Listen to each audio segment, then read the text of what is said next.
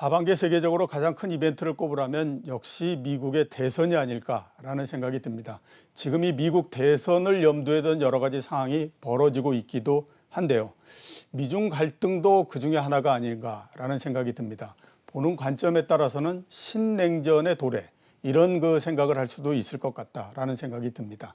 오늘은 국제관계가 하반기 주식시장에 어떻게 영향을 미치는지 하는 부분들을 중점적으로 한번 좀 얘기를 나눠보도록 하겠습니다. 대신증권 김문남중 연구위원 나오셨습니다. 예, 네, 안녕하세요. 안녕하세요. 예. 자, 먼저 우리가 본격적으로 얘기를 하기 전에 현재 글로벌 시장에 대해서 한번 좀 말씀을 해 주시겠습니까? 나스닥이 사상 최고치를 다시 갱신하고 했는데. 예. 의외로 좀 증시를 바라보는 호불호가 갈리고 있는 양상인 것 같습니다. 예. 뭐 한편에서는 더 올라간다, 예. 또 한편에서는 더 내려간다. 사실 이제 그 지수 인덱스가 3월 저점 형성 이후에 올라온 흐름들을 놓고 본다고 하면 워낙 단기간에 많이 올라왔기 때문에 사실 글로벌 증시의 피로도가 많이 높아진 건 분명 맞다. 그렇게 좀 보고 있는 상황입니다. 예. 최근 일주일 동안의 흐름들을 놓고 본다고 하면 사실 호재와 악재 어느 한 방향에 무게감이 실리지 않는 모습들이 나타나고 있는 것들도 있고요. 예. 일단 변동성 자체가 하루 일간으로 놓고 봤을 때 커지고 있다는 부분들. 사실 이런 징조들은 이제 증시가 고점에 다가왔을 때 좀 보통 나타나는 현상들인데 예. 사실 이런 것들을 감안하고도 좀 증시가 계속 올라오고 있는 부분들은 아무래도 이제 시중에 깔린 유동성이 워낙 풍부하다 보니까 그게 예. 바탕이 되고 있지 않나라는 생각을 하고 있고요.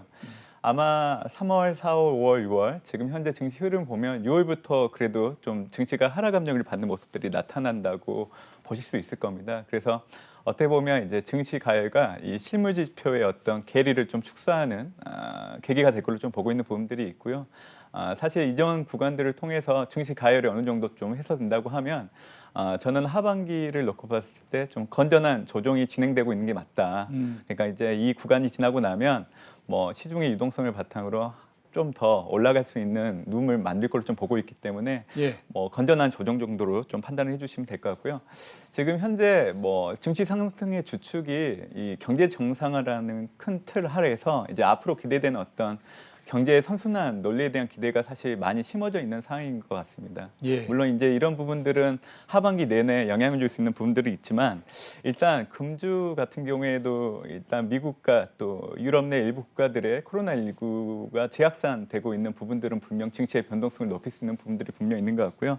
또 하나는 뭐 트럼프 대통령이 이번 주 뭐 중국과의 관계가 온전히 이루어지고 있다는 발언은 했지만 사실 인권법 관련해서는 그 중국과의 어떤 마찰 소지가 높아지고 있는 부분들이 있기 때문에 시장이 또 이런 쪽에 관심을 갖는다고 하면 또 노이즈로 작용할 수 있는 부분들이 있습니다. 그래서 이런 것들을 감안하면 전반적으로 이 남아있는 이제 6월 뭐 기간들을 놓고 본다고 하면 일단 그 조정 국면의 가능성이 더 높은 부분들은 분명히 있고 변동성은 커질 수 있다라는 정도로만 최근 증시를 좀 바라봐 주시면 좋겠습니다. 예. 예. 조정의 가능성도 있고 변동성이 좀 커질 가능성도 있지만 건전한 조정 정도로서 생각하자. 이렇게 이제 말씀을 해주셨고요. 자, 오늘 있었던 일을 일단 한번 좀 여쭤봐야 될 것 같습니다. 김정은 위원장이 군사행동 계획 보류 얘기를 했습니다. 그래서 오늘 주식시장에서 계속 이제 반전에 반전을 거듭하고 있는데 오늘은 남북 경협주가 올라갔습니다. 어제까지는 또 그 굉장히 안 좋을 땐 방산주가 올라가다가 오늘은 또 남북 경협주가 이렇게 올라가고 이런 상태인데, 자, 오늘 이거 그 발표를 계기로 해서 북한 리스크가 지금 수면 밑으로 내려갔다 이렇게 보십니까? 어떻게 생각하십니까? 일단 이것도 좀 주시를 해야 되는 변수인 것 같긴 한 것 같습니다. 왜냐하면 이제 북한의 어떤 대외 정책들을 놓고 온다고 하면 사실 협상수 중에 하나가 이 자극을 했다가 또 이런 부분들을 완전히 판을 바꾸는 약간 그런 협상수를 통해서 얻어가는 전략들을 그동안 취해왔기 때문에 일단 단기적으로는 이 접경 지역의 어떤 안보 불안은 좀 줄어들 수 있는 부분들, 그리고 증시 측면에서 놓고 온다고 해도 일단 변동성을 줄일 수 있는 부분들은 분명 있어서 긍정적인 요인이긴 하는 것 같아 보이긴 합니다. 다만 이제 좀 저희를 좀 볼 필요가 있는데요. 일단 김정은 뭐 국방위원장이 왜 하필 또 이 시점에서 또 그 대남 군사행동 계획을 보류를 했을까? 결국에는 대남 북미에 대한 어떤 앞으로의 어떤 협상수를 좀 남겨두기 위한 어떤 조치가 있지 않았나 그런 생각을 좀 해보고 있는 상황이고요. 사실 북한은 이번 을 통해서 사실 얻은 게 상당히 많습니다. 왜냐하면 남한 같은 경우에는 이제 대북 뭐 전단지를 못 보내게 그런 조치를 취하는 것도 있고 또 장관이 교체되는 또 약간 그런 부분들이 있었기 때문에 사실 북한의 협상술이 이번에 좀 크게 작용한 부분들은 분명 있다 그렇게 좀 보고 있는 거고요. 예. 저는 이제 이 부분에서 좀 주목하는 거는 김여정 제1 부부장이 이 악역 역할을 자처하고 또 김정은 같은 경우에는 이제 선역 역할을 자처한 거를 보면 사실 트럼프 행정부가 그동안 대외교술로 이제 써왔던 그런 협상술을 좀 비슷하다는 생각 좀 해보고 있습니다. 왜냐하면 볼턴 같은 경우에는 악역을 자처하면서 대외적으로는 강경하게 일을 처리해야 할 때는 이제 이용을 했고 폼페이오 장관 같은 경우에는 좀 온화한 분위기로 가려고 할 때 이제 대외적으로 좀 이렇게 활용했던 카드를 좀 보였기 때문에 이번 북한의 어떤 행동들을 놓고 본다고 하면 거의 트럼프의 정치 협상술을 보는 듯한 느낌이 좀 예. 들었다는 생각이 좀 들고요.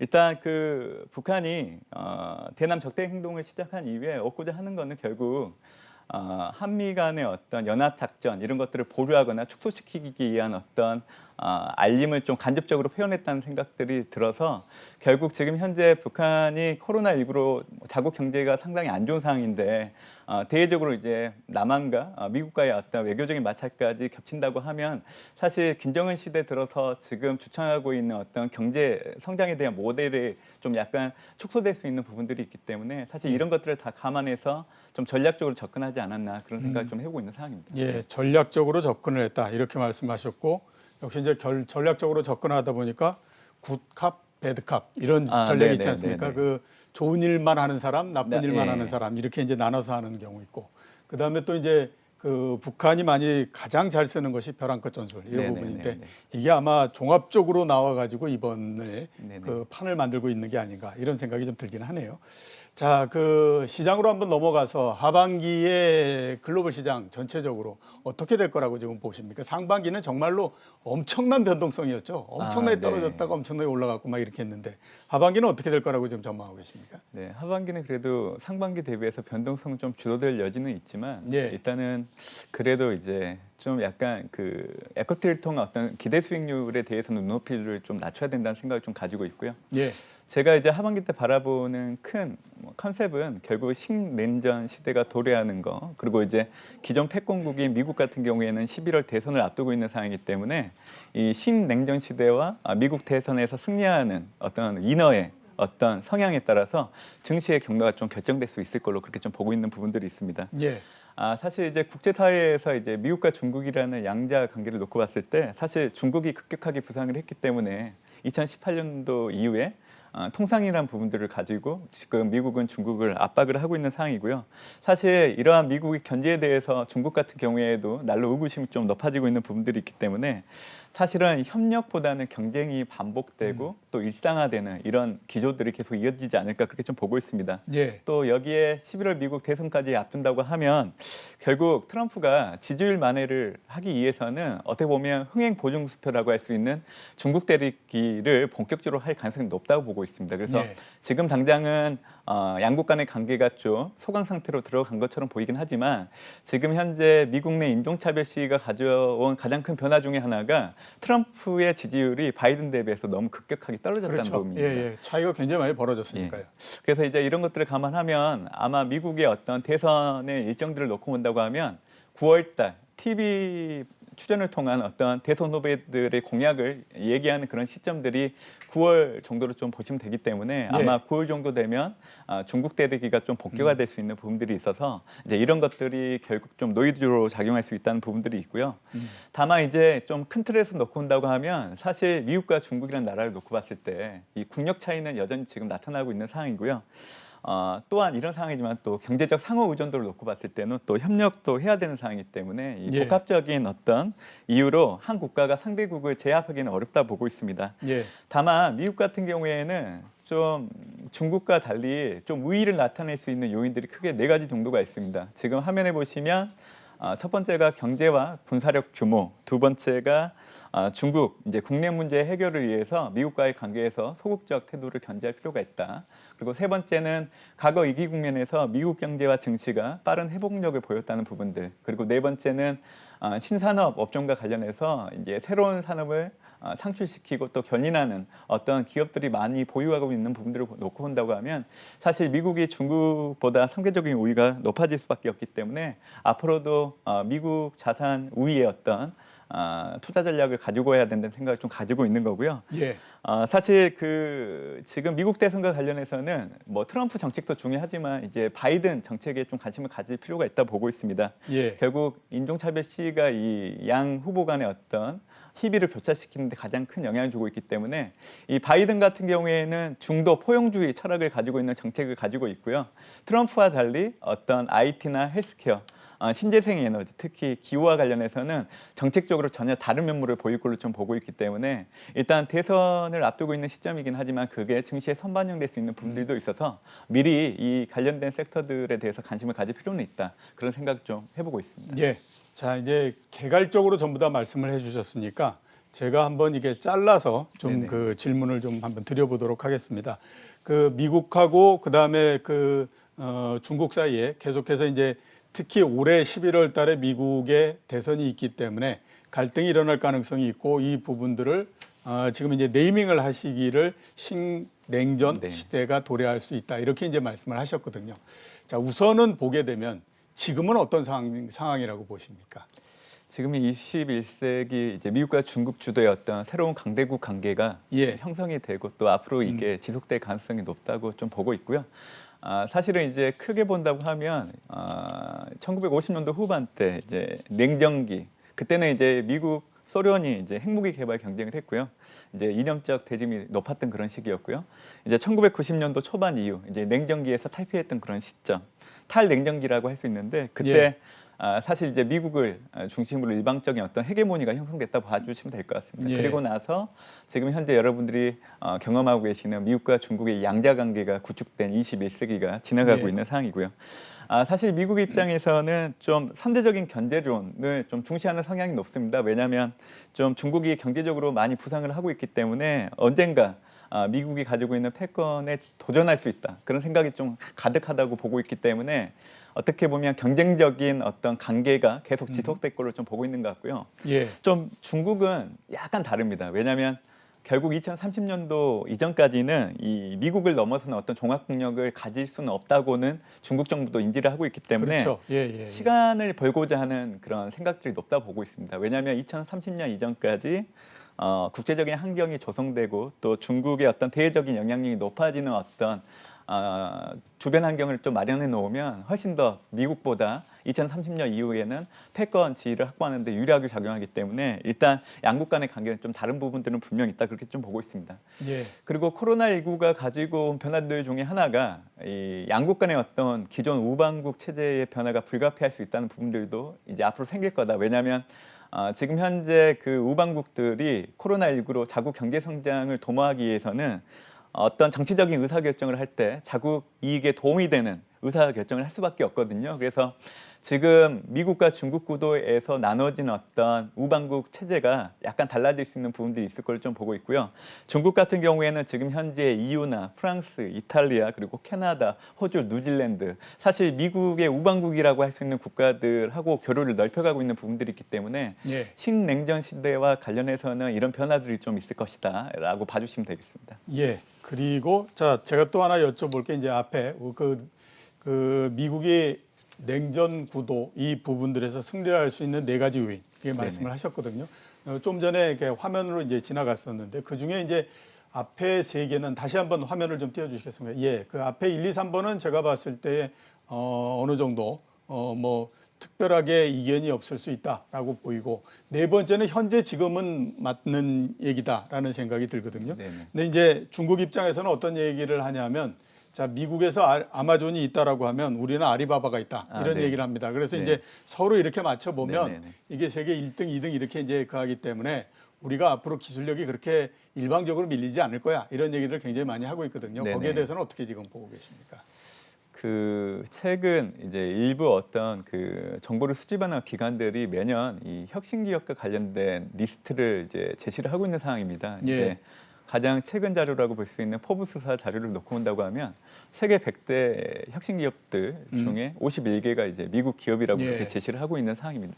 물론 이제 중국도 뭐 세계 100대 기업 내에서 한 20개 정도 되는 기업들이 가지고 있는 상황이긴 하지만 예. 절대적으로 지금 현재 미국 기업이 혁신을 주도하고 있는 상황이라고 봐주시면 될 것 같고요. 사실 예. 이런 부분들이 미국이 중국보다 상대적 우위를 가지고 갈 수밖에 없다고 얘기해드린 이유 중에 가장 큰 겁니다. 왜냐하면 중국의 경제 규모가 커진다고 하더라도 이 선진국이라는 기준을 놓고 봤을 때 어떤 새로운 산업을 창출할 수 있는 기업들을 많이 보유하고 있는지 이게 기준 중에 가장 크게 작용하는 게 있고요. 또 두 번째는 사실 이제 이런 기업들을 바탕으로 해서 새로운 산업들이 창출된다고 하면 결국 이제 국민들의 소득이 늘어날 겁니다. 근데 예. 1인당 GDP 같은 경우에는 여전히 중국이 미국보다 상당히 많이 낮은 부분들을 놓고 온다고 하면 사실 이런 부분들을 감안했을 때 사실 이제 중국이 빠른 속도로 미국을 잡기에는 시간적인 부분들이 부족하다 이렇게 좀 봐주시면 될 것 같습니다. 예. 그래서 알겠습니다. 이제 이런 것들을 감안해서 좀 바라봐 주시면 좋을 것 같습니다. 예. 자, 그 정리를 한번 해보게 되면 미국하고 중국 사이의 갈등 이 부분들은 뭐 단기적으로 끝나는 것이 아니라 굉장히 오랜 시간 동안 지속이 된다라고 말씀을 하셨습니다. 저도 그럴 것 같이 보이는 게 미국이 바라보는 중국은 그동안의 미국의 경쟁자였던 소련이나 또는 일본하고는 다릅니다. 왜냐하면 미국이 전 세계에서 그 GDP에서 차지하는 비중이 가장 높았을 때가 1959년이었는데 43%였거든요. 역사적으로 볼 때 2등이 중국의 걸륭제 때 37%였습니다. 그러니까 중국은 미국의 굉장히 강력한 경쟁자일 수밖에 없기 때문에 이 갈등은 계속될 가능성이 높다라고 생각이 되고, 그 다음에 단기적으로 봤을 때는 일단은 아무튼 현재까지는 미국이 좀 유리한 상황이 있다. 이렇게 이제 정리를 해 주셨습니다. 자, 이번에는 미국의 대선에 대해서 좀 여쭤보도록 하겠습니다. 지금 한 4개월 정도 남았습니다. 워낙 네. 이제 코로나19가 화제의 주인공이 되다 보니까 미국의 대선이 지금 뒤로 밀리고 있는 상태인데요. 미국 대선에서 관전 포인트를 한번 좀 짚어주시겠습니까?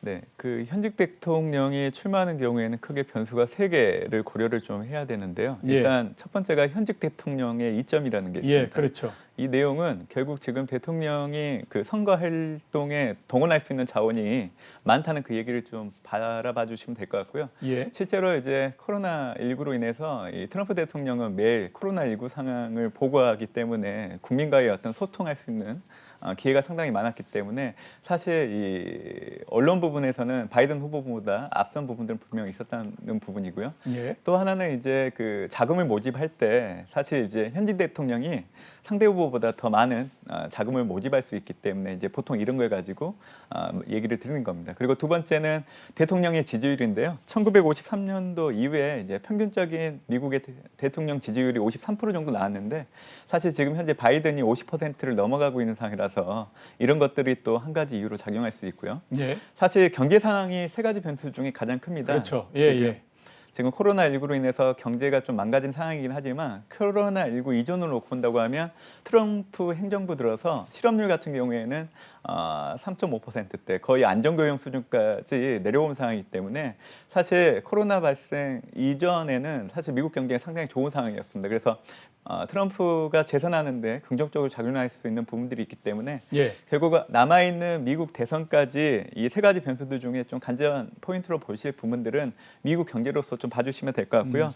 일단 미국 경제 침체를 트럼프 입장에서는 원하지 않을 겁니다. 그래서 지금 5번째 경기 부양책을 준비하고 있는 이유도 어떻게 보면 경제 살리기의 일환으로서 재선을 위한 어떤 목표라고 봐주시면 되겠습니다. 예, 알겠습니다. 자, 그리고 요거 한번 여쭤보도록 하겠습니다.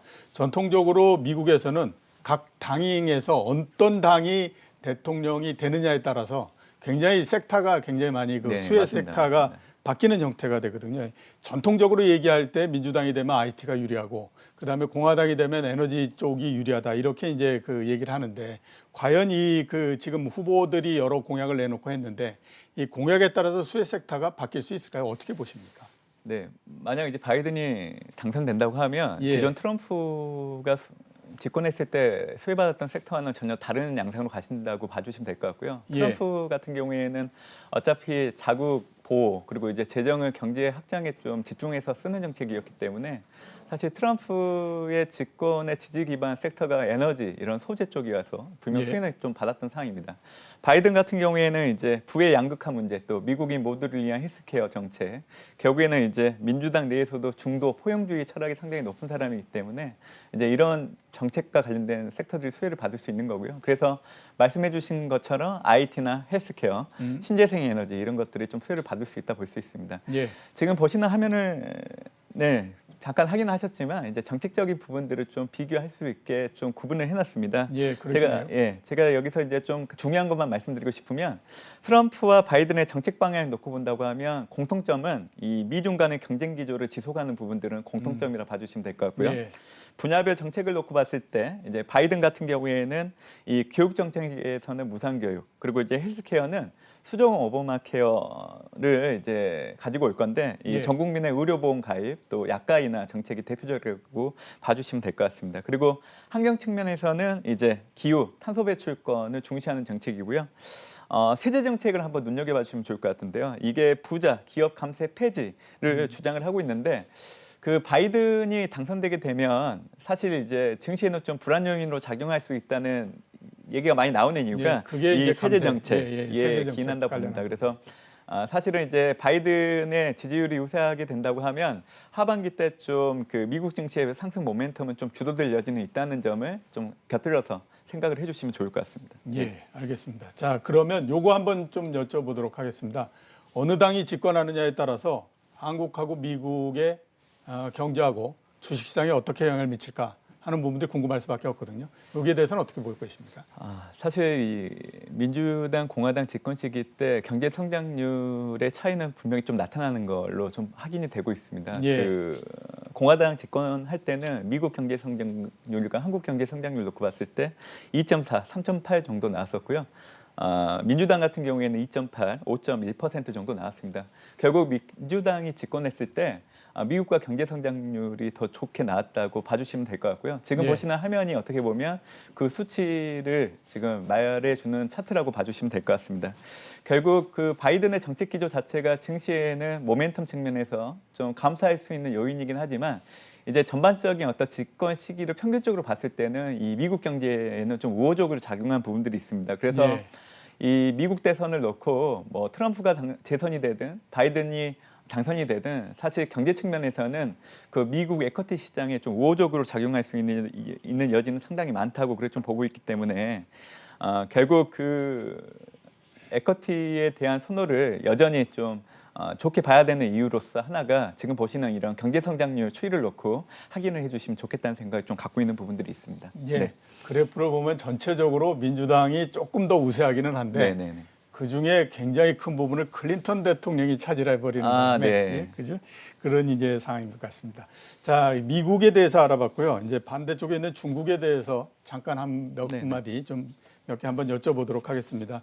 중국 주식시장이 3,000포인트 밑에서 정말로 오랜 시간 동안 지금 버티고 있는 상태입니다. 네. 시작할 때 잠깐 오르는 것 같았다가 그 다음에 또 보게 되면 뭐 별로 그렇게 힘이 없어가지고 시간을 놓고 보면 계속 그 자리에서 그 자리를 하고 있는 것 같은데 중국 주식시장은 어떻게 될 거라고 지금 보고 계십니까? 네. 저는 이제 중국이 가지고 있는 구조적인 문제 때문에 사실 경제 성장이 좀 어렵다. 결국 이제 증시도 사실 상승보다는 좀 하락 압력을 받을 가능성이 높다는 생각을 좀 갖고 있습니다. 그래서 증시 전략을 놓고 온다고 하면 사실 많이 떨어졌을 때 담고 좀 올라오면 팔고 약간 박스권 내에서 좀 매매를 하는 전략이 가장 유효하다고 그렇게 좀 보고 있는 거고요. 예. 제가 중국의 구조적인 문제를 말씀드리고 있는데 그렇게 보는 이유가 일단 과거 생산 기지로서의 역할이 축소되고 있다는 부분입니다. 예. 노동이나 자본 이런 생산 요소 가격들이 많이 올라오고 있기 때문에 사실 인도나 베트남과 같은 다른 타 신생 국가 대비해서 경쟁력이 낮아지고 있는 부분들을 좀 기억을 해주시면 될 것 같고요.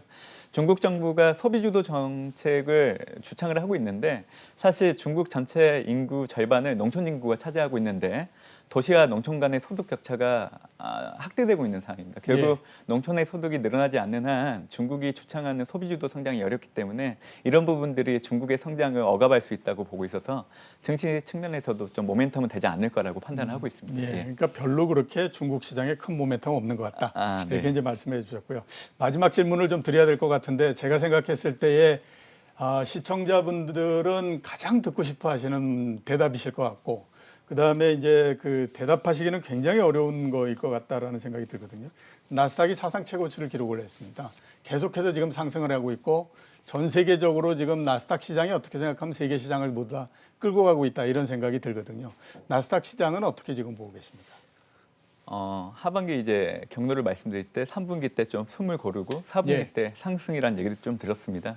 일단 단기간에 너무 많이 오르면 거기에 대한 가열을 해소하는 국면은 필요하기 때문에 예. 이 도래하는 3분기 때는 좀 모멘텀은 좀 떨어질 수 있다, 그렇게 좀 보고 있습니다. 다만 그 이유로 놓고 온다고 하면 미국 뭐 증시 3대 지수 내에서 나스닥 지수가 다시 또 증시 상승을 선도할 거로 좀 그렇게 좀 보고 있고요. 예. 제가 그렇게 보는 이유가 결국 그 언택트 시대를 맞이하면서 이게 하나의 어떤 문화로 자리 잡았기 때문에 결국 언택트를 주도하는 대표 기업들은 미국 기업이고, 이런 기업들 대부분 나스닥 시장에 상장되어 있는 상황입니다. 결국 예. 이런 기업들이 성장할 수밖에 없는 상황이기 때문에 나스닥 지수가 올해 뭐 하반기를 놓고 봤을 때 계속 올라갈 여지는 있다는 생각을 계속 갖고 있는 상황이고요.